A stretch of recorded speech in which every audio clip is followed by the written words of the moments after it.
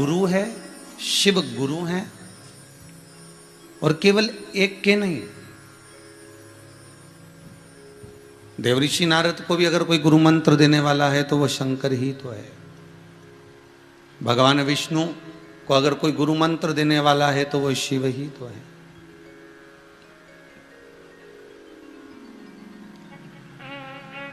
ब्रह्मदेव को अगर कोई गुरु मंत्र देने वाला है तो वह भगवान शंकर ही तो है।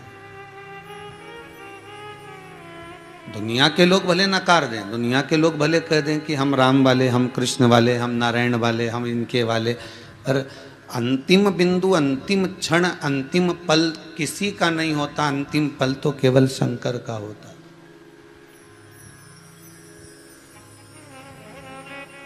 उस अंतिम पल में ना कोई साथ देने वाला होगा, ना कोई तुमको मिलने वाला होगा। उस अंतिम पल में केवल यदि कोई होगा तो वो केवल एक शंकर होगा, केवल एक शंकर।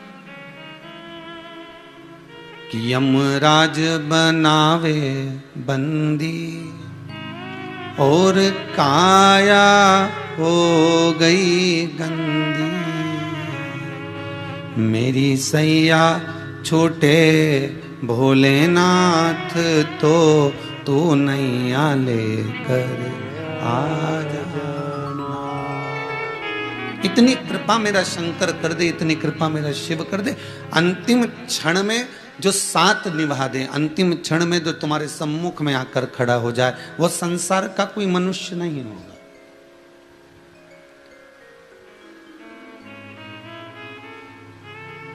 ये तो सब कुटुंब, कबीला, परिवार, नाते, रिश्ते, ये सारे तो सारे यहीं तक रुक जाएंगे।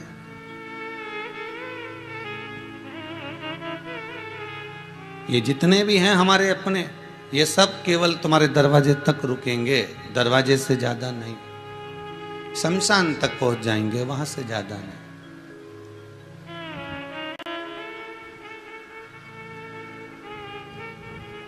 और उसके सिवा वहां तक जब कोई साथ नहीं देगा, तब अंत में वही साथ देगा। अंत समय प्रभु आना पड़ेगा, अंत समय प्रभु आना पड़ेगा। वचन दिया तो निभाना पड़ेगा, वचन दिया तो निभाना पड़ेगा।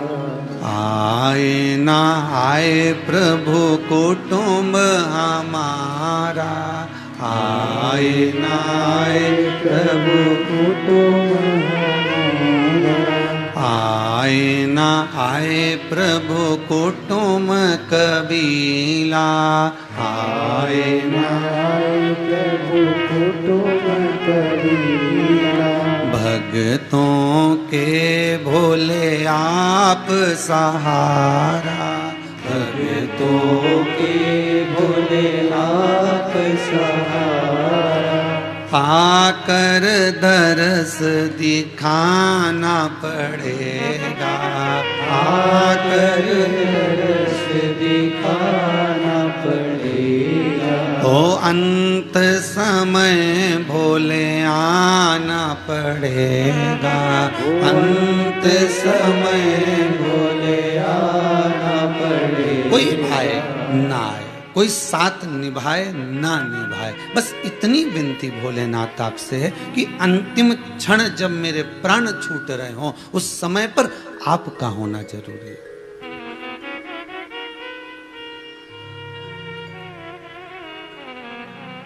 आस लगाएं तो हम किससे लगाएं? परसों की शिव महापुराण में कहा था, भरोसा भगवान पर होगा तो टूटेगा नहीं, भरोसा संसार पर होगा तो टूटेगा जरूर, जरूर टूटेगा। पुत्र पर भरोसा कर कर रखा, पत्नी पर, पति पर, बहन पर, भाई पर, नातों पर, रिश्तों पर, ये तो एक ना एक दिन टूटना है। पर यदि वही भरोसा, वही विश्वास, वही दृढ़ता अगर शिव से है वही विश्वास, तो फिर वो टूटने वाला नहीं है, फिर वो टूटेगा नहीं।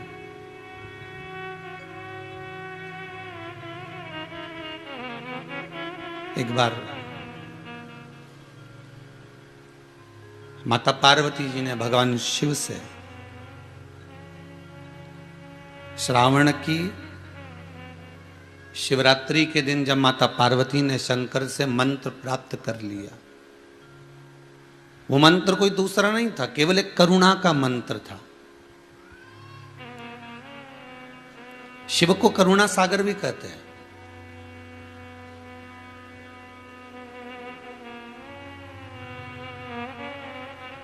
और उस करुणा सागर का नाम इसलिए पड़ा क्योंकि वो नित्य प्रति करुणा करता है। कोई अनायास अगर अब क्या पहुंच भी जाए तो वो उसका साथ दे जाता है।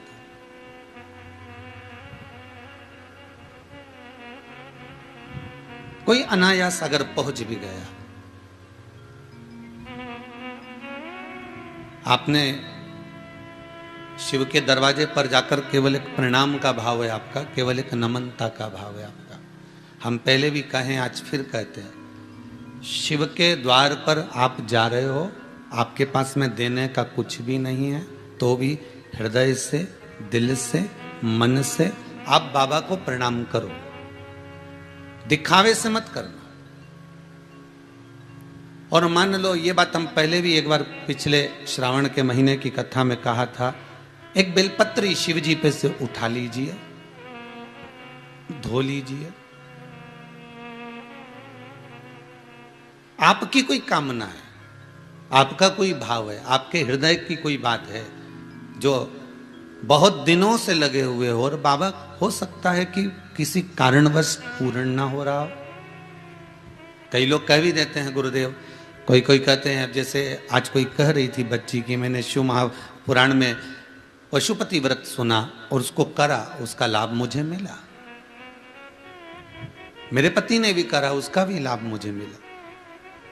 पर एक काम गुरुदेव ऐसा अटका हुआ है कि वो काम हम करना चाह रहे हैं, व्रत भी कर लिया, अनुष्ठान भी कर लिया, पर फिर भी वो व्रत के कारणवश भी वो कार्य नहीं हो रहा, तो समझना कि कोई कार्य बड़ा भारी होगा और बाबा उसको कर नहीं रहा है, या कोई काम अटक रहा है। तो हमने पहले भी कहा, ये बीच की जो पत्ती है, ये देव अधिदेव महादेव है, ये ब्रह्मा, ये विष्णु है। इन दोनों पत्ती के मिलन से लेकर इस पत्ती के बीच की जो डंडी है, ये नीचे की डंडी का वर्णन नहीं कर रहे हैं, इन दोनों पत्तियों के बीच में जो डंडी है बची हुई, जो तीनों के बीच में एक डंडी का जो भाव है, ये माता जगतजननी जगदम्बा माता पार्वती है। इस डंडी के नीचे का जितना भाग है, ये 33 कोटि देवताओं को दर्शाता है। बेलपत्री के नीचे पिछले वर्ष की श्रावण की कथा यदि आप निकालेंगे और उसको पेज पर जाकर आप सुनेंगे, तो आपको प्राप्त होगा कि उसमें भी कहा था कि जब आप पशुपति व्रत कर रहे हो, या कोई नियम धारण कर रहे हो, या कोई आपने नियम उठा रखा है और वो कार्य आपका हो ही नहीं रहा, आपने 2 बार पशुपति व्रत कर लिए, आपने ये कर लिया, आपने प्रदोष कर लिया, आपने सोमवार कर लिया, आपने सारे अनुष्ठान कर लिए, बहुत सारे उपाय भी करे, तो भी नहीं हो रहा है, तो इस बीच वाली पत्ती पर शहद लगाकर बाबा का जो शिवलिंग है, उस शिवलिंग को इसको छुआ दीजिए या उससे चिपका दीजिए, और उस पर अपनी हथेली रखकर कामना कर कर वापिस घर को आ जाइए। बाबा आपकी वो मुराद शीघ्र 3 महीने के अंदर पूरा कर ही देता है, ये पक्का। मतलब हम शिव के करीब, देखिए शंकर भगवान की तप साधना में कामदेव पर दृष्टि कब पड़ी? जब कामदेव ने तीक्ष्ण बाण छोड़ा, और वो बाण जो छोड़ा गया वो कहां लगा? भगवान के हृदय चित्त की ओर। वो बाण कहां लगा है? भगवान के हृदय की ओर, भगवान के हृदय की ओर पहुंचा। लग नहीं पाया था, भगवान के हृदय की ओर जाकर सम्मुख में खड़ा हो गया।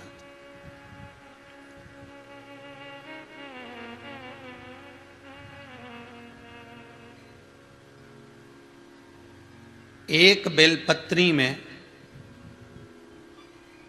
पशुपति अस्त्र का बल है महाराज। किसमें? एक बेलपत्री में पशुपति अस्त्र का बल है। और आपको मालूम होगा कि पशुपति अस्त्र केवल कुछ ही के पास में थे। एक मेरे राघव जी के पास, राम जी के पास था, एक मेरे कृष्ण के पास था, एक भगवान विष्णु के पास था, एक परशुराम भगवान के पास था। स्वयं इंद्रदेव ने जब तप किया, साधना करी, और इंद्रदेव ने तप साधना करी तो देव ऋषि नारद ने भी जाकर पूछ लिया था इंद्रदेव से, ये बताओ कि आप जो तप साधना कर रहे हो ये किस लिए कर रहे हो? तो इंद्र कहते हैं कि जो पशुपति अस्त्र भगवान राम को दिया गया, जो पशुपति अस्त्र भगवान कृष्ण को दिया गया, जो पशुपति अस्त्र भगवान विष्णु को दिया गया, जो परशुराम को दिया गया, वह पशुपति अस्त्र मुझे भी चाहिए। वो अस्त्र मेरे पास होना चाहिए।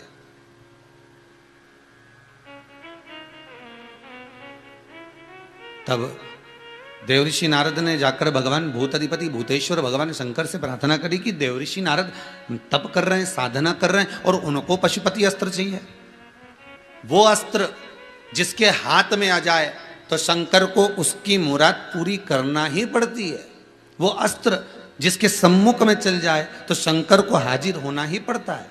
वो अस्त्र जो सम्मुख में हो तो शिव साक्षी में आना ही पड़ता है।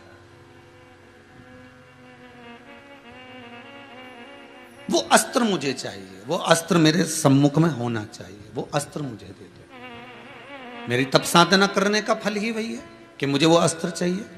दुनिया के लोग अगर कुबेरेश्वर धाम आ रहे हैं, दुनिया के लोग अगर यहाँ दर्शन करने के लिए आते हैं, लॉकडाउन के बाद में अगर पहुँचते भी हैं, तो उनकी जो विचार धारणा है, उनकी जो सोच है, उनकी जो बुद्धि है, प्रत्येक कुबेरेश्वर धाम में आने वाला व्यक्ति का ये भाव होता है कि कैसे भी मैं जिस कामना को लेकर दरवाजे से प्रवेश करी हूं, इस भूमि पर मैं आकर चप्पल उतारकर अपने पांव के द्वारा इस भूमि का जो मैंने स्पर्श करा है, उस स्पर्श का मेरा भाव केवल इतना है कि जिस कामना से आई हूं मेरी वो कामना कुबेर भंडारी शीघ्र पूर्ण करे। ये व्यक्ति के मन का भाव होता, ये चित्त होता। और पहले भी काज फिर कहते हैं, इस भूमि का कुछ भाव ऐसा है कि जो आ गया वो 3 महीने में वापस आता है। उसकी कामना होती ही होती है, उसको आना ही पड़ता है, वो बुला ही लेता है।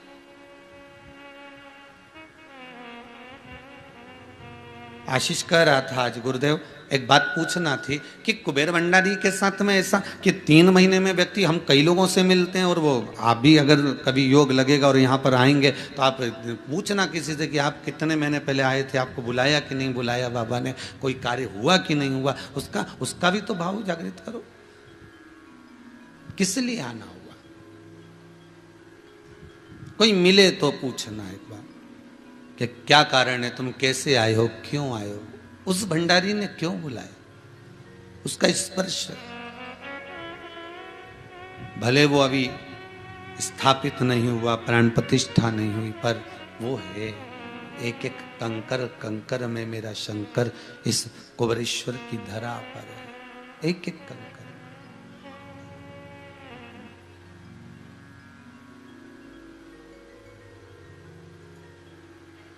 और जब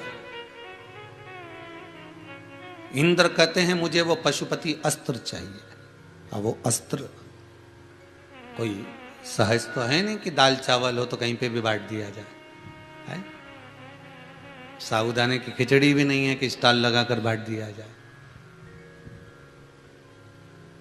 बड़ी मुश्किल है अस्त्र मिलना, और वो भी इंद्र को दे दिया जाए तो ये भी श्रेष्ठता नहीं है। दूसरे की जेब में पड़ी हुई बंदूक को देखकर,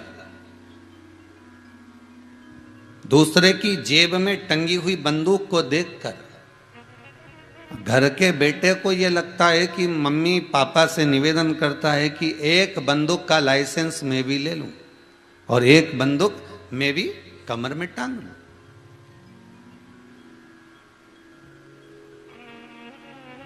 एक बंदूक में भी कमर में टांग लूं, एक बंदूक मैं भी अपने पास में रखूं। किसी बॉडीगार्ड को देखा, उसके पास में बंदूकें थी, बड़ी बड़ी बंदूकें उसके पास में, तो उसको भी देखकर भाव जागृत आया। बताओ, एक बंदूक अपने को टांगने में क्या जाता है, अपनी सत्ता रहेगी, अपनी शान रहेगी, एक बंदूक अपन भी टांग लेते।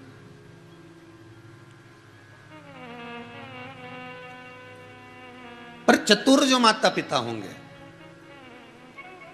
जो सीख देने वाला अच्छा व्यक्ति होगा, आपको ज्ञान देने वाला अच्छा व्यक्ति होगा, आपको अगर कोई समझाने वाला अच्छा होगा ना, तो वो एक बात जरूर कहेगा, भैया ये बंदूक तेरी कमर में मत टांगना हो,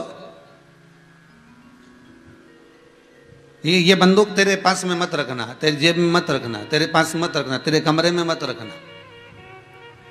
अगर अच्छी सीख देने वाला होगा तो ये ज्ञान जरूर देगा। तो वो कहेगा मेरे को तो बाहर जाना पड़ता है, व्यापार के लिए, व्यवसाय के लिए, नौकरी के लिए, मेरा धंधा भी ऐसा है, सोने चांदी का काम है या इसका काम है या उसका काम है, मेरे पास कितना, अब काम तो काम ही है, इतना काम लेकर अगर मैं चलूंगा तो मुझे तो बंदूक का होना जरूरी है, तो मुझे तो रखना पड़ेगा। तो उससे कह दो कि तू मत रख, फिर एक काम कर, तेरा एक कोई गार्ड रख ले। अगर कोई बॉडीगार्ड रख लेगा तो वो बंदूक रख लेगा, पर तू मत रखना।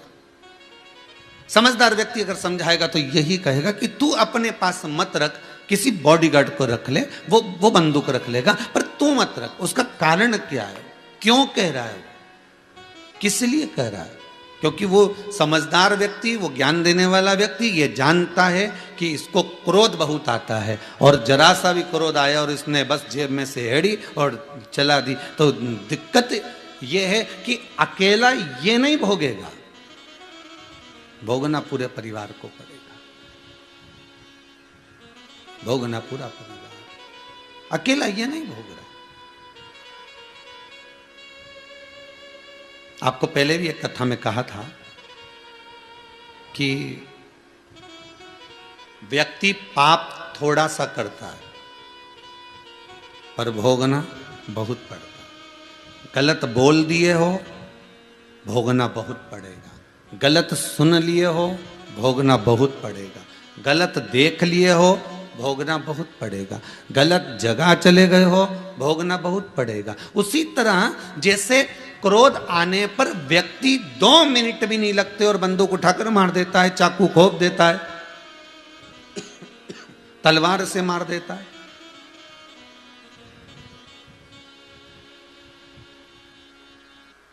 कितनी देर लगी?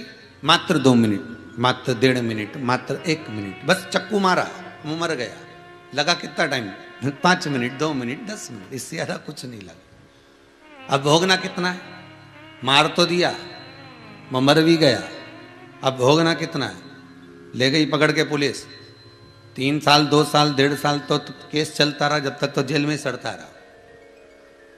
1.5-2 साल बाद के केस जज के पास पहुंचा, उसने सुना तो उसने कह दिया आजीवन कारावास या 10 साल या 15 साल या 20 साल पड़े रहो।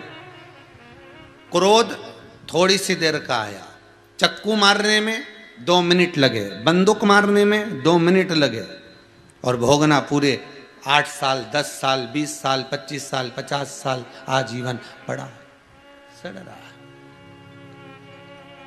उसी तरह हम कर्म थोड़ा सा बेकार कर जाते हैं।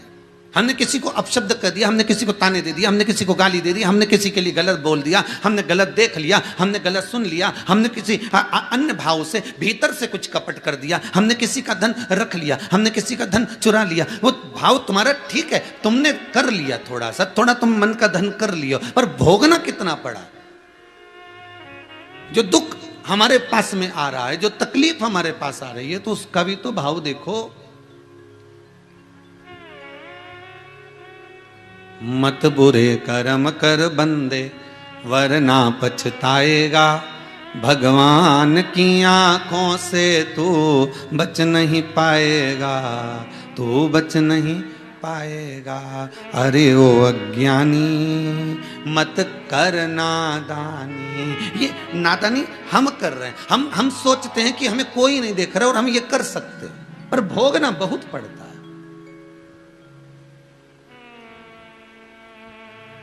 भगवान देवऋषि नारद तो भगवान शंकर से कह दिया कि आप कृपा करिए और इंद्र को पशुपति अस्त्र दे दीजिए। पशुपति अस्त्र भगवान शिव कहते हैं कि मैं दे तो दूंगा, पर इंद्र उस लायक नहीं है कि इसको अस्त्र दे दिया जाए।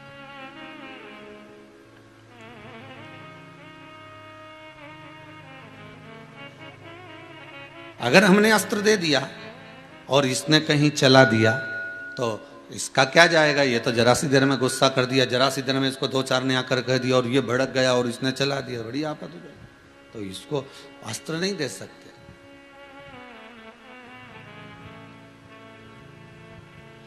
कितनी विचित्र लीला संसार की। भगवान किसी को धन देता है तो मन नहीं देता, और किसी को मन देता है तो धन नहीं देता। बड़ी बड़ी विडंबना है, बड़ी विचारणीय लीला ये। भगवान जब सुख देता है तो भोग करने का शरीर गिरा देता है। बहुत ध्यान दीजिएगा। डनलप का गद्दा देगा, एसी का रूम देगा तो नैनों की नींद को छुड़ा लेगा। क्या दिया? तो डनलप का गद्दा दिया, एसी का रूम दिया, तो वो नींद को चुरा लेगा। बादाम दी, काजू दी, ड्राई फ्रूट्स दिए, ढेर भर भर के मिठाई दी, ने खूब खाने का सामान दिया, तो मालूम पड़े कि शरीर को बिगाड़ देगा। लो साहब लड्डू खाओ, साहब गुलाब जामुन खा लो, नहीं साहब शुगर है। तो एक कम करो, नहीं तो थोड़ा मिक्सचर विक्चर ले लो, थोड़ा सा पपड़ी मपड़ी ला देते हैं, नहीं साहब थोड़ा कोलेस्ट्रॉल बढ़ा हुआ चल रहा है, रहने दो तुम तो साहब। अच्छा तो एक काम करो, हम मौसम्बी का जूस बना कर ला देते तुमको, थोड़ा सा जूस पी लीजिए। अरे नहीं नहीं, थोड़ा सा टांसिल बहुत हो रहा है। अच्छा ठीक, तो फिर क्या खाओगे? एक काम करो, मूंग की दाल बना लो, 2 रोटी बना लो। अब घर में फ्रिज भराया हुआ है मिठाई से, डलिया भर रखी है फल और फ्रूट से, ड्राई फ्रूट्स ऐसा जमा हुआ है इतनी बड़ी बड़ी बर्नियों में, और अलमारी में भी पड़ा हुआ है। एक बादाम मुंह में डाली तो सुबह 9 बजे की डाली तो 11 बजे तक चलती रही है, क्योंकि सोफा सेट सब निकल चुका है, दांत बचे ही नहीं है। भगवान सुख देता है, खूब देता है, तो साथ में उस सुख को भोगने का समय खींच लेता है।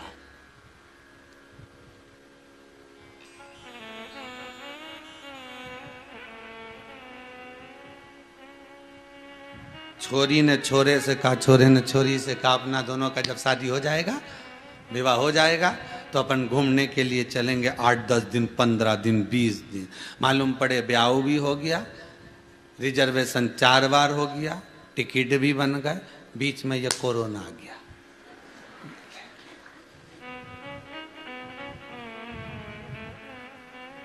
पिछले साल तो ठीक था कि हो गया था, पर इस साल की भी टिकट बनवाई थी। कई लोग हैं ऐसे, 1-2 नहीं, जितने आस्था चैनल पर कथा सुन रहे हो ना तुम लोग, मोबाइल पर, फेसबुक और यूट्यूब पर, इसमें से घना सारा होगा, ढेर सारा, जो हर बार सोचा अब की बार मैं यहाँ जाऊँगा ने, अब की बार वहाँ जाऊँगा ने, अब की बार मथुरा जाऊँगा ने, अब की बार वृंदावन जाऊँगा, अब की बार वहाँ जाऊँगा, बद्रीनाथ जाऊँगा ने, केदारनाथ ने, अमरनाथ, सब दूर जाने की प्लानिंग करी ने, टिकट तक बनवा के रखे थे, पर करे क्या, बीच में फिर फंस गया।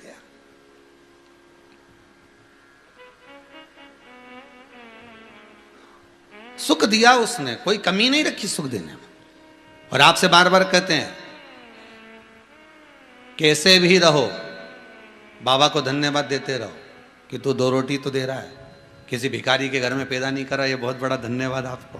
नहीं तो मालूम पड़े इंदौर के LIG चौराहे पे कटोरा लेके खड़े रहते, तो कहीं 3 बत्ती पे, कहीं 4 बत्ती पर अगर कटोरा लेके खड़े होते, और घर के माता पिता माँ बैठे के जा मांग ला, जा जा। तो भगवान तूने बड़ी कृपा करी, हमको नहीं मालूम था कि हम इतने अच्छे घर में पैदा हो जाएंगे, हमको नहीं मालूम था कि ये पूरा डिपार्टमेंट सही साइड मिल जाएगा। एक आध आंख निपटा के भेज देता तो क्या झगड़ा करने ऊपर जाते? तूने पूरा डिपार्टमेंट जोरदार दिया साहब। एक का काम था, एक डिपार्टमेंट का काम था, पर 2 दिए। तेरी करुणा में कोई कमी नहीं है। हाथ एक भी सब काम कर जाता है, पर तूने कितने दिए? 2। पाँव एक भी पूरा काम कर जाए, पर दिए कितने? 2। कान एक भी पूरा काम कर जाए, पर दिए कितने? 2। नेत्र एक भी पूरा काम कर जाए, पर दिए कितने? 2। नासिका के छिद्र एक ही पूरा काम कर जाए, पर दिए कितने? 2। बस जीवान एक दी, क्योंकि उसको भी मालूम था गजब कर जाएगी, पूरे मोहल्ले में आग लगा जाएगी, ये उसको मालूम था। इसलिए बस केवल केवल जीवान एक दी, बाकी के कोई डिपार्टमेंट उसने सब दिया, कोई कमी नहीं रखी देने।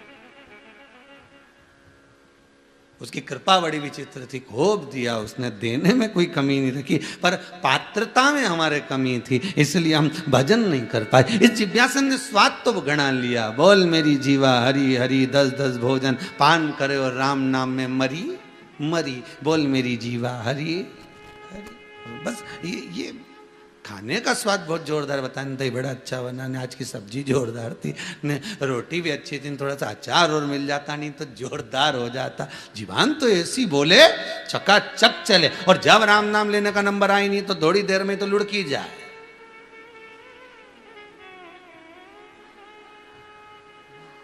वो गई, पड़ोसन ने जगाया, सो रही क्या? तो फिर ऐसी ऐसी क्या कर रही? भगवान भाग रहा था तो बुला रही, सो नहीं रही, चित्तवृत्ति में वो समाया ही नहीं है। ये जिभ्या बड़ी विचित्र है, जपती ही नहीं है। वो तो अभी अभी लोगों को साल 2 साल में, 2.5 साल में, 3 साल में जो ये शिव महापुराण का रस जब अंदर उतरा है ना, तब लोगों के मुख से श्री शिवाय नमस्तुभ्यम घट की जिभ्या से चलता रहता। वो भले नहीं जपता पर अंदर से चलता रहता। जब उसका कोई काम अटकता ना तो वो अंदर से जप लेता है, श्री शिवाय नमस्तुभ्यम बोल लेता है, ओम नमः शिवाय बोल ले। उसकी चित्तवृत्ति में वो समा चुका है, उसकी चित्तवृत्ति में वो रख चुका है।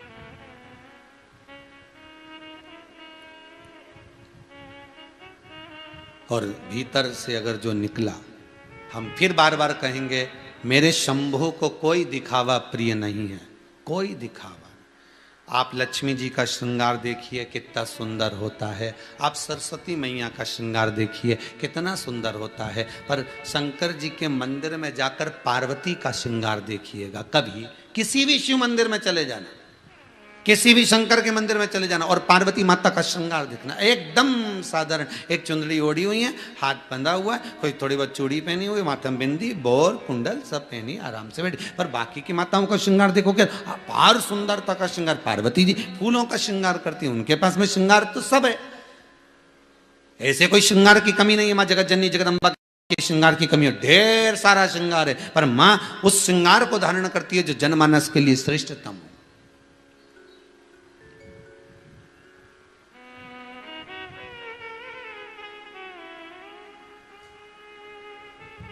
मां श्रृंगार वो करती है जो जनमानस के लिए श्रेष्ठ हो। तुम आज के नवयुवक बच्चे, नवयुवक लड़के, बेटियां, बेटे ये फटी हुई जीन्स पहन लेते हो, तो क्या तुम्हारे घर के पिताजी नहीं पहन सकते? तुम्हारे घर के दादाजी नहीं पहन सकते? अरे बोलो तो सही, 70 साल के दादाजी, 85 साल के दादाजी, क्या वो नहीं पहन सकते? वो भी पहन सकते हैं, पर उनको मालूम है कि मैं सीख क्या दूंगा,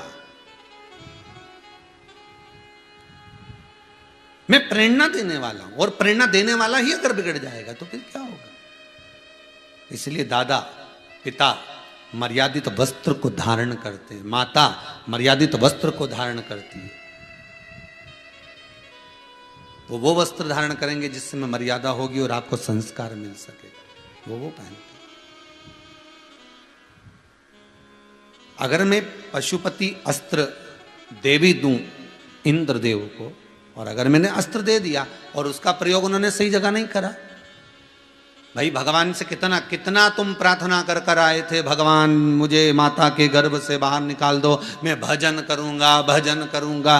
दोनों हाथ मुष्टिकाएं बंधी थी, प्रतिज्ञा कर कर पैदा हुए थे, संकल्प लेकर पैदा हुए थे, मैं भजन करूंगा ने भजन करूंगा ने। भगवान को भी नहीं मालूम था कि 3 बार भोजन करेगा, भगवान को भी नहीं मालूम था। ये तो जहाँ जाए, जरा सी पान की दुकान देखी ने खाने बैठ जाए, मोबाइल की दुकान देखी ने बैलेंस डलवाने की याद आ जाए, सबकी याद आए तुमको। पानी पतासा का ठेला देखो तो पानी पतासा की, गुपचुप का ठेला देखो तो गुपचुप की, चाउमीन का ठेला देखो तो चाउमीन की, कपड़े की दुकान देखो तो कपड़े की, मोबाइल की दुकान देखो तो मोबाइल की। सारी दुकान को देखते हो तो हर चीज की याद आती है। तो कभी कभी शमशान को देखा करो तो अंतिम समय की भी तो याद आए कि अपने जाना है। जिस समय शमशान के सामने से तुम्हारी गाड़ी निकल कर जाए, जिस समय पर लिखा हो मुक्ति धाम शमशान, जिस समय शमशान के सामने से गाड़ी निकल कर जाए तो तुम्हारे मन में भी तो एक बात आना चाहिए, बहुत झूठ बोला रे अब की साल तो, खूब झूठ बोला, खूब बेईमानी करी। थोड़ी देर रुक के शमशान के अंदर झांक के देखो कितना मुर्दा जल रहा है। देखो तो सही,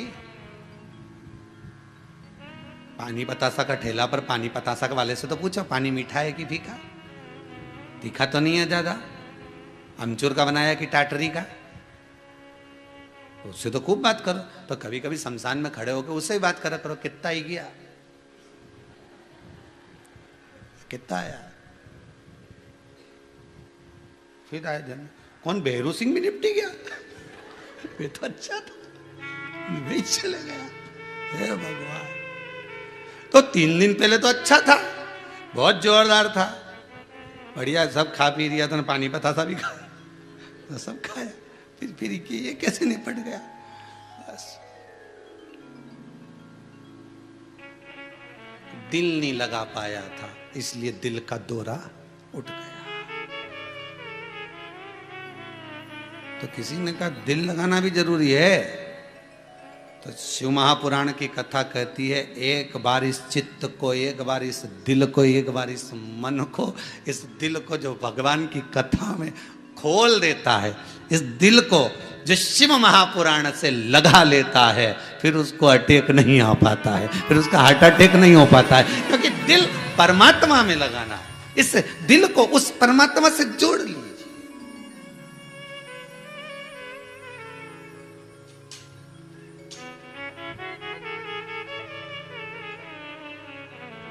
और जब ये मन, जब ये चित्त, ये दिल, ये हृदय, ये वृत्ति हमारी भगवान से जुड़ गई, शिव से जुड़ गई, फिर क्या सोचना?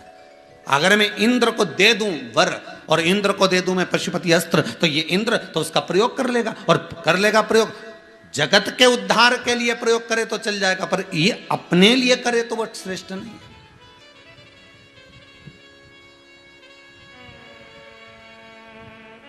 दुनिया के लोग आज के समय में भगवान की पूजन ऐसी जगह जाकर करना चाहते हैं कि जहां से भगवान एकदम प्रकट होके सोने के हंडे दे दे, मुद्राएं दे दे, ईंट दे दे सोना चांदी की तुरंत। तो जितने लोग कथा सुन रहे हो ना, तुम लोग जितने आस्था चैनल पर, मोबाइल पर जितने सुन रहे हो, तुम सबसे हाथ जोड़ के निवेदन है, ये सोच के यहां मत आना कि कहीं का हंडा मिल जाएगा, तुरंत महाराज ताली बजाएगा तो सोने की ईंट जल जाएगी।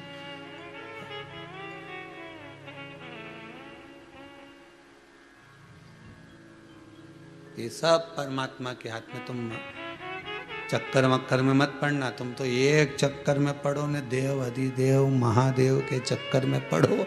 जो चोर को कुबेर बना दिया रात की रात में, वो अपने भी कुछ ना कुछ तो बना देगा। पर ये भी याद रखना, उन्हें ससुर के ने बकरा बना दिया था। ये पॉजिटिव सोचो तो नेगेटिव थोड़ी तो सोचो कि उन्हें अगर चोर को कुबेर बनाया है तो ससुर के मुंह को बकरे का लगा दिया। क्यों लगाया? क्योंकि उसने निंदा करा। और चोर को कुबेर क्यों बना दिया? क्योंकि वो भगवान शंकर के मंदिर में चोरी करने गया था, अपना वस्त्र जलाकर चारों तरफ उजाला कर दिख रहा था कि चोरी का सामान क्या। उसके मन में ये नहीं था कि शंकर का, उसके मन में तो चोरी का सामान लगा था। शिव जी को लगा जिसने चोरी में इतना दिल लगा लिया कि मुझे नहीं देख रहा, अगर ये एक बार मुझ में दिल लगा लेगा तो संसार को नहीं देखेगा, ये पक्का है। भगवान पकड़ता भी उसी को है।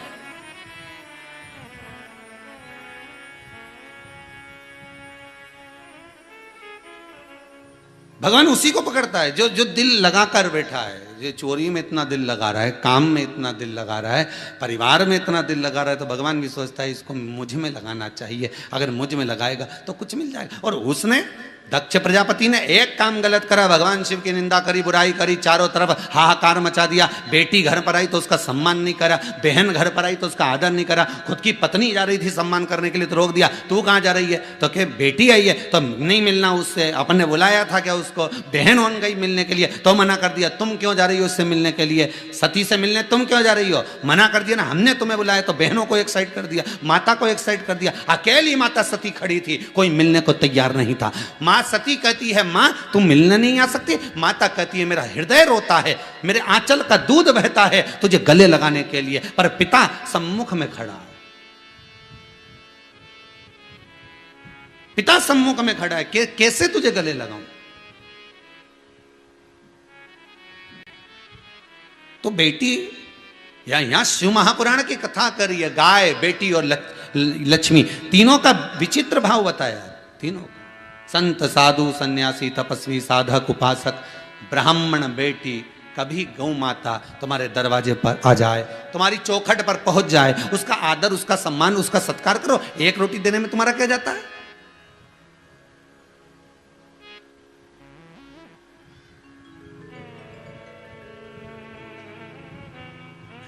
अरे गुरुजी तुम तो अपनी अपनी लगाओ, तुम तो व्यासपीठ पे बैठ जाओ तो अपनी अपनी बोलता रहो। एक रोटी देने में हमारा कहीं नहीं जाए, पर वही एक को दो नहीं तो फिर दूसरी आके खड़ी हो जाए 9 बजे, फिर तुम तो अपनी अपनी लगाओ। और मालूम पड़े हमारे यहाँ तो इतनी गाय आए ना, हर 2 घंटा में फिर गाय आ जाए, फिर गाय आ जाए, फिर रोटी दो ना, फिर रोटी दो। तो इतनी गाय काय को आ रही तेरे यहाँ? पहले आती थी क्या इतनी गाय तुम्हारे यहाँ? अभी अभी इतनी गाय क्यों बढ़ी है? इतनी गौ माता क्यों आ रही है तुम्हारे दरवाजे पर कि बार बार रोटी देना पड़ रही, बार बार आ रही है? पहले इतनी बहन बेटी आती थी क्या तुम्हारे दरवाजे पर? नहीं। इतनी बहन बेटी वापस तुम्हारे यहाँ क्यों आ रही है? इतना गुरुजन, इतना साधुजन, तपस्वी जन तुम्हारे यहाँ आता था क्या? अभी इतना क्यों आ रही है? कारण क्या है? उसका कारण क्या है?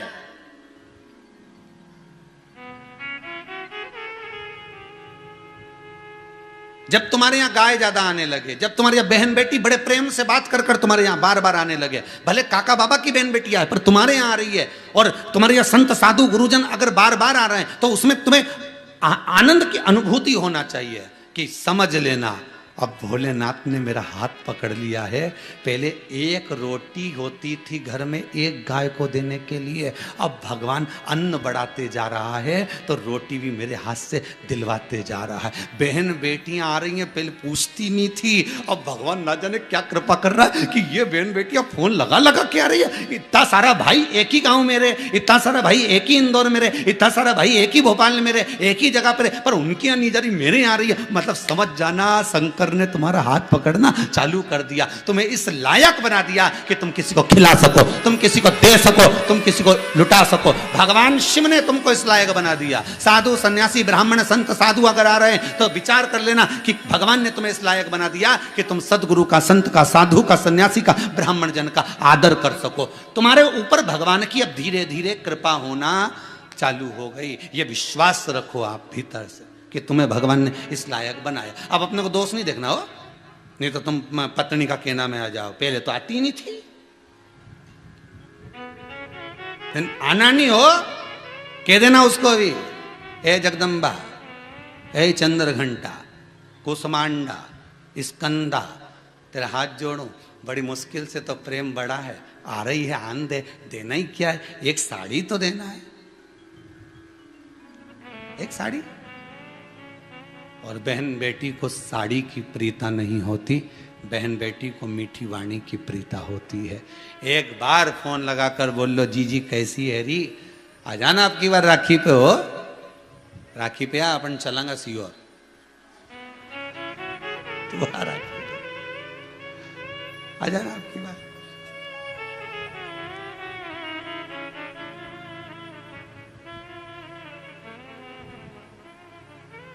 आधा तो हमारा सीओर वाला परेशान पड़े है, क्योंकि सारा रिश्तेदार इनके फोन लगा लगा के बोलता है हमको गुरुजी से मिलना है, तुम हमारे साथ चलो।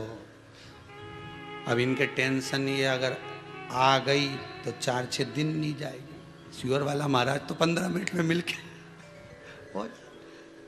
होता है। कभी कभी एक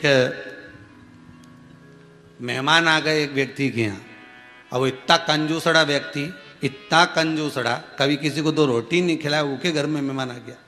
दान नहीं करे, उसके घर मेहमान आ गया, और मेहमान आ गया तो बढ़िया, मेहमान भी मेहमान। अब उनने आज ही आया और इतने में उनने भोजन पूड़ी ने, भजिया ने सब बढ़िया बनाया, खिलाया। इतने में पिताजी बैठे थे तो छोरा आ गया। छोरे ने कहा, पिताजी शाम को क्या बनाना है? पिताजी बोले, जरा फालतू की बात करना मत ही। मैं जब मेहमान के पास बैठा हूं उस समय तू आ जाना, और बस ऐसे ही पूछना शाम को क्या बनाना, बस बाकी का मैं सब निपट लूंगा। हो पूछ जा। हाँ पिताजी। और जब मेहमान के पास में सोफे पे बैठा था और कंजूसड़ा व्यक्ति, मेहमान बड़े अच्छे से बढ़िया बेचारा ऐसा बैठा। अब ये छोरा आ गया, पिताजी बाबूजी बाबूजी बाबूजी बोले, हाँ बेटा बताओ शाम के क्या बनाना, अब तुम बताओ। दाल बनाऊं, सब्जी बनवाऊं, मम्मी पूछ रही है कि क्या बनाए क्या नहीं बनाए, पराठा बनाए, पूड़ी बनाए, क्या बनाए। इतने में पिताजी बोले, अब अभी तो भोजन किया है, मेहमानों के साथ अभी तो खाया, अभी पूछ लो बोले मेहमान से, क्यों साहब? हाँ साहब अभी तो खाया। नहीं फिर भी मम्मी पूछ रही कुछ बनाना, तो मम्मी से बोलते क्या अभी भोजन करा, क्या हमें राक्षस समझे?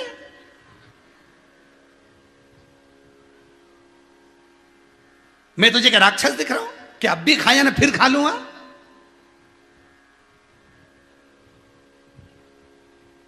मेहमान तो पिताजी छोरे से बोले, तू पूछ ले, क्यों साहब तुम खाओगे क्या? अब इसने सोचा ये कह रही मैं राक्षस, तो मैं खाऊं सद राक्षस।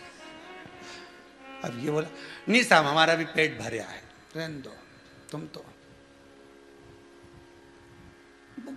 मन में भाव जो जागृत हो जाए, अगर कोई आया है अतिथि दे दो, बहन बेटी आई है दे दो, गौ माता आई है दे दो, उसका सम्मान करोगे तो समझ लेना कि आपको ऐसा लगेगा कि भगवान आपको दे रहा है, उसकी कृपा आप पर बरस रही है, उस पर आप पर करुणा हो चुकी है, उसे आपको इस लायक बना दिया गया है कि आप दे सकते हो, इस लायक आपको बना दिया। तेरा ही दिया मैंने खाया पिया है, तेरा शुक्रिया है, तेरा शुक्रिया। ये तेरी कृपा है जो आज मैं पा रहा हूं, आज मैं बैठा हूं, आज मैं कर्म कर रहा हूं, ये तेरी ही कृपा है। इंद्र को अगर मैं दे दूं और वो उसका आदर ना कर पाए तो भगवान कर रहे हैं, फिर देने का लाभ क्या है, फिर देने का फल क्या है? अगर मैं दे भी दूं और उसको वो जान ना पाए।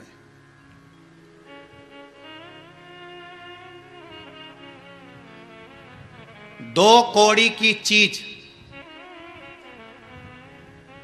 जब तक तुम्हारे पास नहीं होती तब तक तुम्हें वो करोड़ों की लगती है। लगती कि नहीं लगती?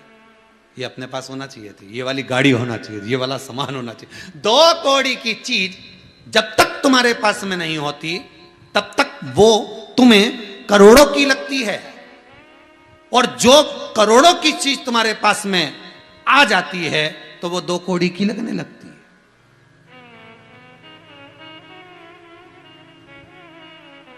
वो 2 कौड़ी की लगने लगती है।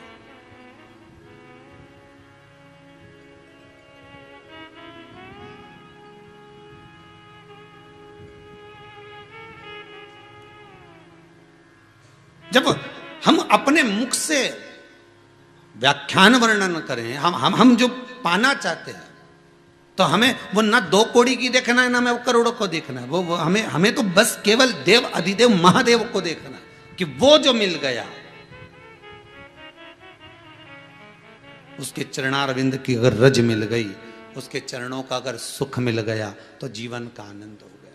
हमें किसी को बोलना भी नहीं है, ज्यादा व्याख्यान भी नहीं करना कि हाँ हमें ये है, हम वो है, नहीं ना ना ना। आप बखान करें। और कल से कुछ वो एक छोरी गार्डन में घूम रही थी, और गार्डन में घूमते घूमते छोरी छोरा दोनों घूम रहे थे और बड़े प्रेम से कह रही थी, एक बार शादी तो हो जान दो, तुम क्यों इतना घबराते हो, अपन दोनों की शादी तो हो जान दो, मैं पूरे घर को स्वर्ग बना दूंगी, पूरे घर को स्वर्ग बना दूंगी। एक व्यक्ति इनको घूर घूर के देख लिया था, गजब कॉन्फिडेंस, गजब, ये पूरे घर को स्वर्ग बनाएगी और घर के लोगों को स्वर्गवासी। ये स्वर्ग, एक बार शादी तो हो जान दो, मैं स्वर्ग बना दूंगी। अरे तू स्वर्ग बनाएगी वो ठीक है, पर कहने से कुछ नहीं होगा, कहते कहते तो जिंदगी निकल गई। हम सुधरेंगे, युग सुधरेगा, हम बदलेंगे, युग बदलेगा। कब बदलोगे? तारीख, तिथि, दिन, पल, घड़ी निश्चित तो करो। चिल्ला चिल्ला कर तो जिंदगी निकल गई कि हम सुधरेंगे, हम सुधरेंगे, हम सुधरेंगे, हम सुधरेंगे। सिधर गए, सुधरे नहीं है। सुधरोगे कब? फिर कहा अभी तो बच्चा है, बड़ा हो गया, शादी हो गई, अब घर का टेंशन ज्यादा है, कब सुधरेगा? और बड़ा हो गया, बच्चों का बाप बन गया, अब सुधरेगा धीरे। हाथ में आ गया डंडा, तब सोचे सुधर जाए।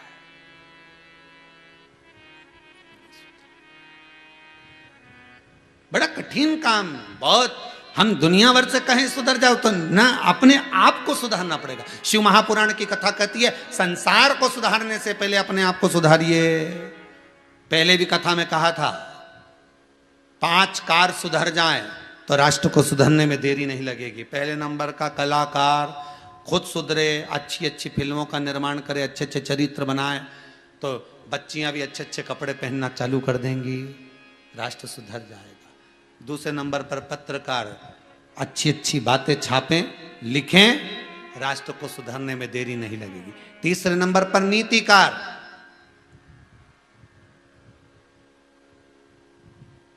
राष्ट्र के राजनेता सुधर जाएं, जितना मंच पर खड़े होकर बोलते हैं उतना खुद पर अमल कर कर दिखाएं, तो राष्ट्र को सुधरने में देरी नहीं लगेगी।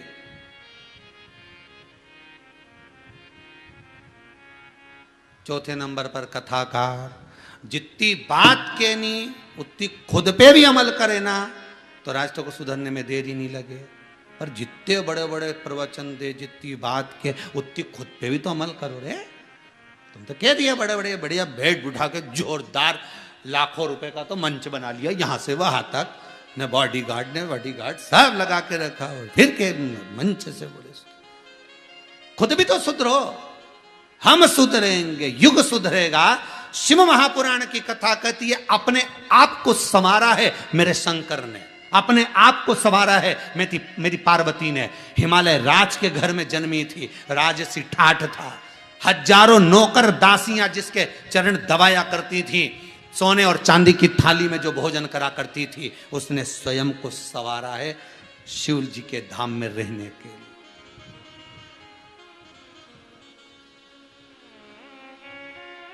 शंकर के पास जाने के लिए स्वयं को संवारना पड़ेगा। कितना विष भरा होता है सांप के अंदर, पर शंकर के करीब में रहता है तो विष उगलता है कि नहीं।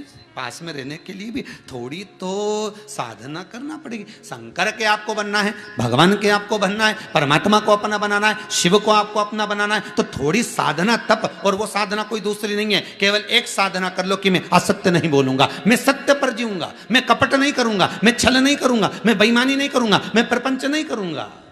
हाँ, परिवार को चलाना है, भगवान ने मुझे जन्म दिया है, मनुष्य बनाकर भेजा है और कहकर भेजा था पूरे परिवार को तुझे पालना है, तो थोड़ा तो झूठ बोलना पड़ेगा, थोड़ा छल करना पड़ेगा, थोड़ा कपट करना पड़ेगा, पर उतना आटे में नमक के बराबर। हम ये भी नहीं कह रहे कि तुम पूरे पूरे हरिश्चंद्र बन जाओ रे, और कह भी देंगे तो कौन बनने वाले हो तुम? तो फालतू की बात करे काय को?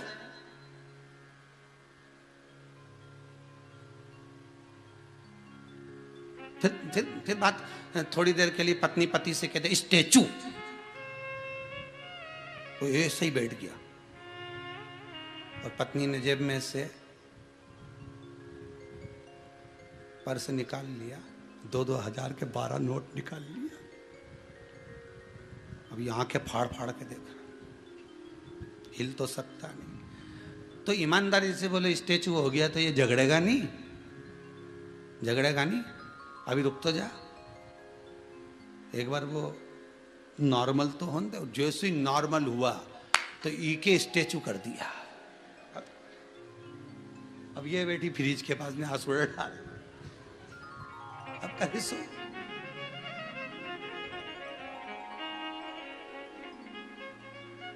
फिर रो रो के माए के फोन कर रहे, अम्मा अम्मा। बोले बेटा क्या होगा, स्टेचू करा था। तो अम्मा बोली तू करी का है कोई स्टेचू। अच्छा सही बात नहीं बताई कि केवल स्टेचू नहीं करा था, पर्स में से 12,000 रुपये निकाले गए, 24,000 जो भी निकाले थे सर, वो नहीं बोले। कहे सो कहे। अगर दो शिव कह रहे हैं इंद्र को, अगर नारद जी आपके कहने पर मैं पशुपति अस्त्र दे भी दूं, पर वो अस्त्र का प्रयोग करना तो जाने, वो अस्त्र का प्रयोग करना भी तो जाने। देने को तो भगवान बहुत दे दे तुमको, और भगवान से निवेदन है, आपसे भी निवेदन है, मेरा भोलेनाथ जब भी देना धीरे धीरे देना, एक साथ मत दे देना। एक साथ अगर दे दिया संभाल नहीं पाएगा। चढ़ो कुबेरेश्वर महादेव पर अगर कभी आप आओ और यहाँ आकर अगर विनती भी करो, और या उज्जैनी जाओ, ओमकारेश्वर जाओ, विश्वनाथ को जाओ, तो वहां पर भी विनती करना, तो इतना कहना कि एक एक सीढ़ी को आराम से चढ़ाना। प्रभु एकदम अगर हम 4-5 सीढ़ी चढ़ गए, ऊपर से कहीं नीचे गिर गए तो श्रेष्ठ नहीं है प्रभु, धीरे धीरे चढ़ा। पर आज के व्यक्ति को वो नहीं चाहिए, पहली सीढ़ी चढ़ भी गया ना तो उसके बाद सोचता 4-5 चढ़ ही जाऊंगा, 4-5 सीढ़ी नहीं, धीरे।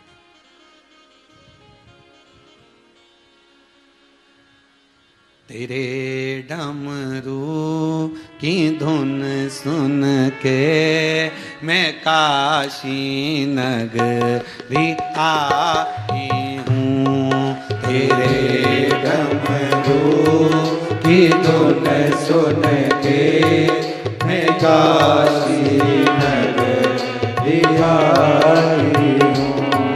तेरे डमरू की धुन काशी नगरी आई हूँ। तेरे डमरू की धुन सब गाइए जितने आस्था के सामने बैठे हो। काशी नगरी आई हूँ। मैं काशी नगरी आई हूँ। मैं काशी नगरी आई हूँ। मैं काशी नगरी आई हूँ।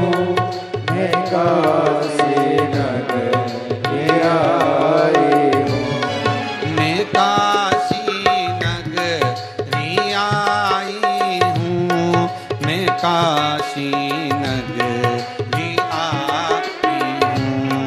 मैं काशी नगरी आई हूँ। मैं काशी नगरी आई हूँ। मेरे भोले ओ बम भोले, मैं काशी नगरी आई हूँ।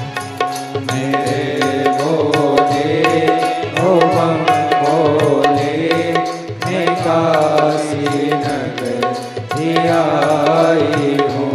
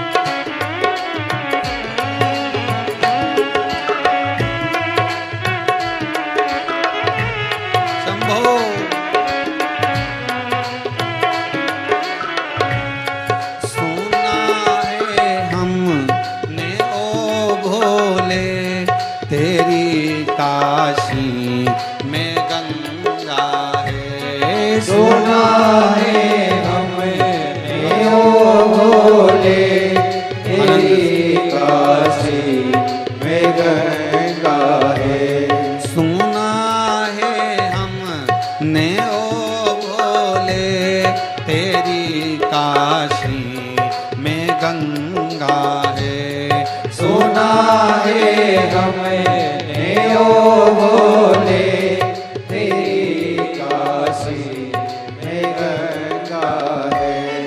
उसी गंगा को नहाने को मैं काशी नगरी आई हूँ। उसी गंगा में नहाने को मैं काशी नगर में आई हूँ। मेरे भोले ओ बम भोले मैं काशी नगरी आई हूँ। मेरे भोले ओ बम भोले मैं काशी नगर में आई हूँ।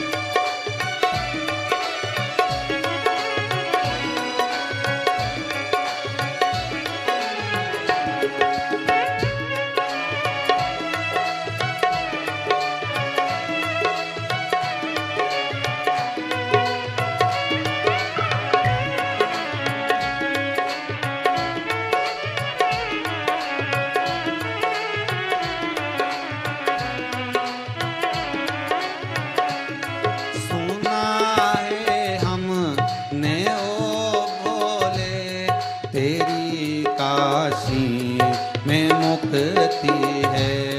सुना है हमने ओ भोले तेरी काशी में मुक्ति है। सुना है हमने ओ भोले तेरी काशी में मुक्ति है। सुना है हमने ओ भोले तेरी काशी में मुक्ति है। उसकी मुक्ति को पाने को मैं काशी नगरी आई हूँ। उसी मुक्ति को पाने को मैं काशी नगरी आई हूँ। मेरे भोले ओ बम भोले मैं काशी नगरी आई हूँ। मेरे भोले ओ बम भोले मैं काशी नगरी आई हूँ। मैं काशी नगरी आई हूँ। मैं काशी नगरी आई हूँ। मैं काशी नगरी आई हूँ। मैं काशी नगरी आई हूँ। मेरे भोले ओ बम भोले मैं काशी जय हो। नगरी आई हूँ। मेरे भोले ओ बम भोले मैं काशी नगरी आई हूँ।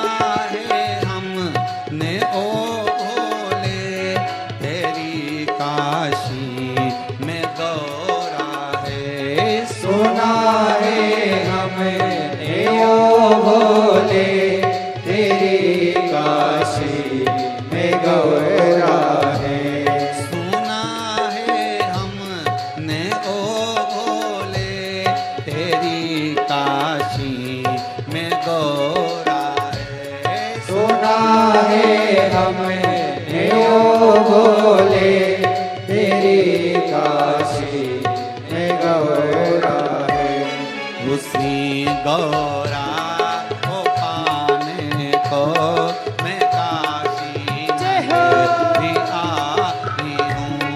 उसी गौरा को पाने को मैं काशी नगरी आई हूँ। मेरे भोले ओ बम भोले मैं काशी नगरी आई हूँ।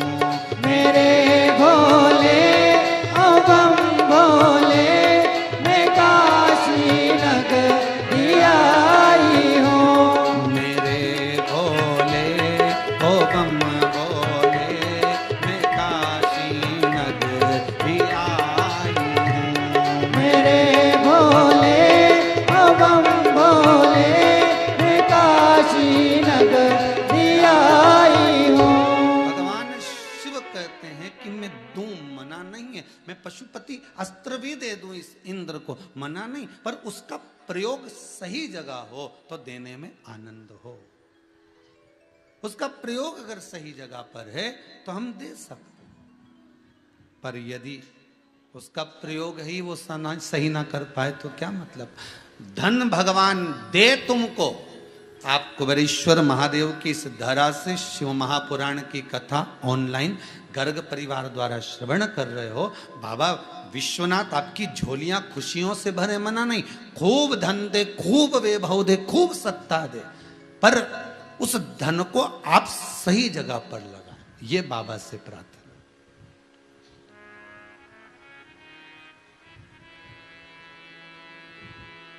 कि झोली ही मेरी तंग है, बाबा तेरे यहाँ कमी नहीं।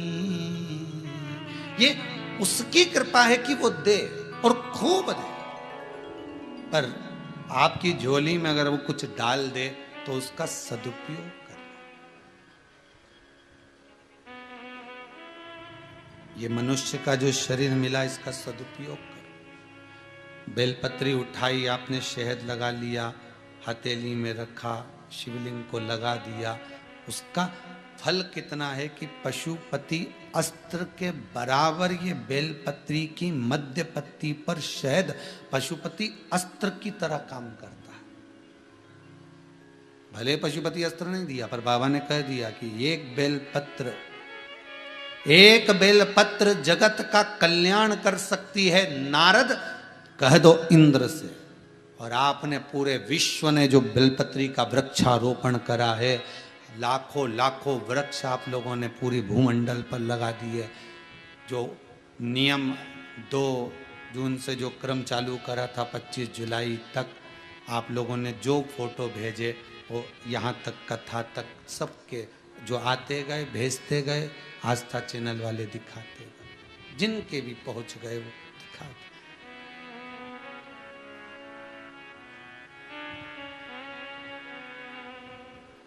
25 जुलाई तक जो क्रम चल रहा था, आपने जो वृक्षारोपण महोत्सव में साथ दिया है, आपको बहुत बहुत धन्यवाद है। हम सब जगह जाकर तो आपको नमन नहीं कर सकते, पर इस व्यासपीठ से जिनने वृक्षारोपण महोत्सव में, अभी आज 22 हो गई होगी, 23, 24, 25 तक चलना था, 2-3 दिन और बचे। अब आगामी कथा में तो अब वो फोटो नहीं दिखा सकेंगे, पर इस कथा तक वृक्षारोपण महोत्सव का अब जिन ने फोटो भेज दिए थे वो बहुत बहुत साधुवाद के पात्र। आप सब ने इस वृक्षारोपण महोत्सव में जो लाभ लिया, आगे बढ़कर वृक्ष लगाए, आपके पावन चरणों को नमन करता हूं, क्योंकि लिंग महापुराण में लिखा है, एक बेलपत्री का वृक्ष लगाने वाला संसार का मनुष्य, लिंग पुराण कहती है, वो मानव कब तक है, जब तक वो संसार के कार्य में लगा हुआ है। जिस समय में वो एक बेलपत्री के वृक्ष का रोपण करता है, उसमें पानी देता है, सिंचन कर कर उसको बड़ा कर लेता है, शिव महापुराण और लिंग पुराण कहती है, उसमें स्वयं देव आदिदेव महादेव 33 कोटि देवता के रूप में विराजमान होकर वृक्षारोपण करा लेते। आप सबको जिन जिन ने बेलपत्री का वृक्ष लगाया उनके पावन चरणों को मैं नमन करता हूं, क्योंकि आपने जिस समय बेलपत्री का वृक्ष लगाया उस समय आपके हृदय में शिव था, जगदम्बा थी, मां अंबे, मां भगवान गणेश, कार्तिकेय, षडानंद सब उस समय पर आपके हृदय में विराजमान थे और शिव महापुराण आपके हृदय में बैठी थी। इसलिए आपने ये वृक्षारोपण महोत्सव में साथ दिया, वृक्ष लगाया। बाबा देव अधिदेव महादेव जैसे जैसे वो वृक्ष बढ़े वैसे वैसे आपके घर में कुबेर का भंडार भरे और आप सुखी रहें, सर्व आनंद आपके जीवन में और भगवान शिव की भक्ति में रमे रहो, भक्ति में। हाँ, इसके बाद जो कथा श्रावण के महीने में चालू होगी, 24 तारीख को गुरु पूर्णिमा उत्सव हो जाएगा। जो यहाँ उत्सव होगा उसका विशेष प्रसारण 7 बजे आपको आस्था चैनल पर दर्शन हो जाएगा। और इसके बाद में कथा 27 तारीख से, श्रावण का महीना 25 से लग जाएगा, पर कथा जो है वो 27 तारीख से चालू होगी, दोपहर 2 बजे से 5 बजे तक। उस कथा का सबसे बड़ा क्रम रहेगा गंगा शिव महापुराण। जैसे ये गुरु शिव महापुराण है वैसे वो गंगा शिव महापुराण। गंगा के जल में कीड़ा क्यों नहीं पड़ता, गंगा को झाड़ी में क्यों रखा जाता है, गंगा का पानी सूखता क्यों नहीं है, गंगा जली भरकर लाए, घर में अगर सूख गई तो उसका दोष क्या है, गंगा जली कितने दिन तक घर के अंदर रखना चाहिए और कब उसका उद्यापन कर देना चाहिए। कोई मर गया उसके बाद जो गंगा जल भर कर लाए हो, मृत्यु के बाद में कहीं अस्थियां छोड़ने गए थे गंगा जल लाए, उसका क्या भाव है। कोई घूमने गया, दर्शन करने गया बद्रीनाथ केदारनाथ, वहां से गंगा जी लेकर आ गया तो उसका क्या भाव है। कितने दिन तक गंगा हमारे किस स्थान पर रखी होना चाहिए, ये सारा क्रम। कौन सी तिथि एक ऐसी होती है जिस दिन गंगा का जल शिव पर चढ़ाया जाता है तो मात्र 12 दिन के अंदर मनोकामना पूर्ण हो जाती है। वो सारा क्रम गंगा अवतरण में, गंगा की इस शिव महापुराण में श्रवण करेंगे, प्रयास रहेगा। श्रावण का महीना है, रहेगा, बड़े भाव से सुनिए। गुरु शिव महापुराण की कथा जो जीवन का सुख दे रही है, आनंद दे रही है, एक लक्ष्य को निश्चित कर रही है। बेलपत्री का एक पत्ता शिव कह रहे हैं कि कह दो इंद्र से कि एक पत्र भी अगर वो बेलपत्री का अपने हृदय चित्त से अगर कुछ कहकर समर्पित कर देता है तो वो पशुपति अस्त्र के बराबर। गुरु के मुख से निकली हुई वाणी, गुरु के द्वारा दिया गया मंत्र, गुरु का द्वारा किया गया अनुमोदन, स्मरण, वो भी पशुपति अस्त्र के बराबर। इस व्यासपीठ से कोई उपाय अगर आपको बताया जाता है, कोई प्रयोग आप करते हैं, सियोर वाले महाराज पर विश्वास मत करना, मिश्रा जी पर बिल्कुल भी विश्वास करना, शंभू पर विश्वास, पंडित प्रदीप मिश्रा पर नहीं, सियोर वाला महाराज पर नहीं, विश्वास उस शंकर पर करना जिसकी कथा में हमने सुना है, जिसकी शिव महापुराण में सुना है। अगर मैं ये करूंगी तो उसका मुझे ये लाभ मिलेगा। और विश्वास उस पर रखकर करना कि शंभू तेरे भरोसे पर कर रहे हैं, तेरे पर विश्वास है मुझे, क्योंकि अंतिम समय में आए ना आए प्रभु कुटुम करीना, अंत समय प्रभु आना। आखिरी के समय में ना परिवार आएगा, ना कुटुंब आएगा, ना ये सियोर वाला महाराज आएगा, ना रिश्तेदार ना नातेदार आएंगे। अंतिम समय में जब प्राण छूट रहे होगे, जो शिव महापुराण की कथा तुमने दिल से सुनी है, बस तुम्हारे प्राण छूटते समय अगर यमराज बंदी बनाने भी आ गया, शिव पुराण नस नस में अगर भरी होगी तो यम भी नहीं आने वाला। मेरा शंकर नंदी लेकर खड़ा होगा, सिर पर जटा बंदी होगी, आधा चंद्रमा होगा, मुस्कुरा रहा होगा, डमरू बजा रहा होगा, त्रिशूल घुमा रहा होगा और नंदी पे से कूद कर तेरे पास गोदी में उठाने आ रहा होगा। वो क्षण याद कर, वो क्षण याद करिए। जिंदगी में जब दुख आए, जिंदगी में जब तकलीफ आए, जिंदगी में जब कष्ट आए, जब रोग बीमारी कष्ट कुछ भी आ जाए, कुछ भी आए, उस समय पर, जिस समय तुम्हारा दिल रो रहा हो, तुम्हारा मन आज दुखी हो, उस समय उस शंकर को याद करना। वो शिव आ रहा होगा, उसका मुझे इंतजार है, उसकी प्रतीक्षा मुझे है, वो आएगा। मैंने भोले को बुलाया है, वो आता होगा।